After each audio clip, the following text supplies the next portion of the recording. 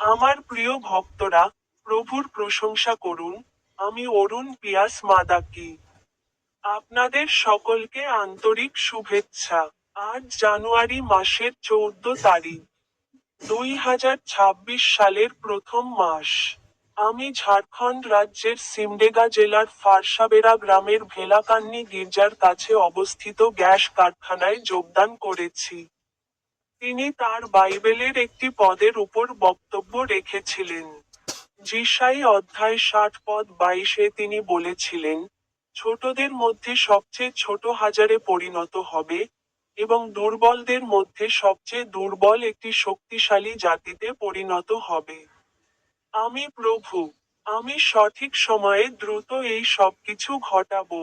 আপনাদের সকলকে আন্তরিক শুভেচ্ছা, এবং আমার ইউটিউব চ্যানেলের সোয়াইপ বোতামে ক্লিক করতে ভুলবেন না।